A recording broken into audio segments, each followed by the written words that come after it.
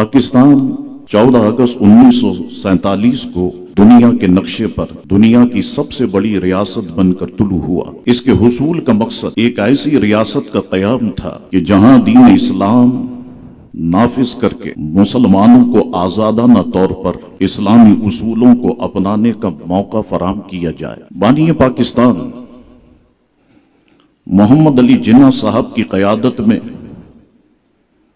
इब्तिदा में तो बड़ी तेजी से तरक्की हुई, मगर बाद अज़ां हालात साजगार ना रहे और ये ममलिकत कई तरह के मसाइल का शिकार हो गई। और ऐसा शिकार हो गई कि कुछ ही अरसे के बाद ममलिकत पाकिस्तान दो हिस्सों में तकसीम हो गई। और आज जब हम अपने मुल्क के पाकिस्तान को देखते हैं, हालात व वाक़ियात का जायजा लेते हैं, तो आज हमारा मुल्क के पाकिस्तान बदकिस्मती से इंतहाई नाजुक दौर से गुजर रहा है। हर तरफ से मसाइल की बूछाड़ है, परेशानियों ने, बेसरो सामानियों ने पाकिस्तान को ऐसा लगता है कि चारों तरफ से जकड़ लिया है। आज पाकिस्तान माशी लिहाज से, इख्तिसादी लिहाज से, बल्कि इखलाकी लिहाज से पस्ती की तरफ रवां दवा है। आज चारों तरफ से पाकिस्तान पर एक यलगार मुसल्लत है और पाकिस्तानी अवाम परेशान है।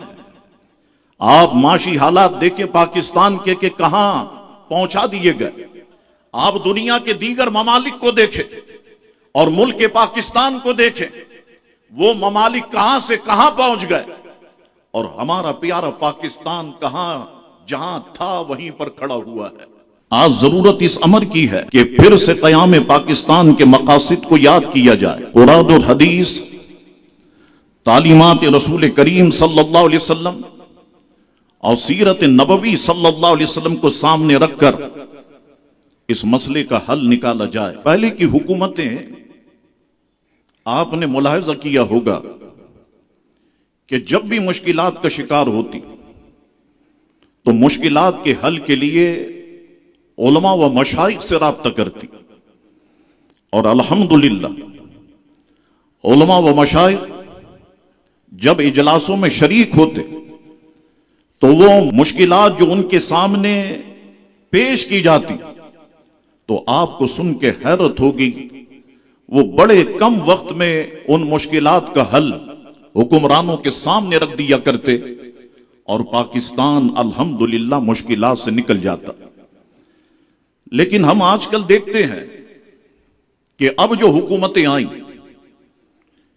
इन्होंने उलमाए किराम से राब्ता ही नहीं रखा, मशाइख उज़ाम से राब्ता ही नहीं रखा। ये तो अपने तई ये समझने लगे कि हमने तो बड़ी बड़ी यूनिवर्सिटीज में चूंकि इल्म हासिल किया है। ये मौलवी हमारे सामने क्या बेचते हैं, ये उलमा हमारे सामने क्या बेचते हैं, ये मशाइख हमारे सामने क्या बेचते हैं। हम पाकिस्तान को मुश्किलात से निकालेंगे, हम पाकिस्तान को दलदल से निकालेंगे। बड़े डॉलरों में हमने फीसें अदा की हैं, हम जानते हैं कि मुल्क को किस तरह से निकाला जाता है।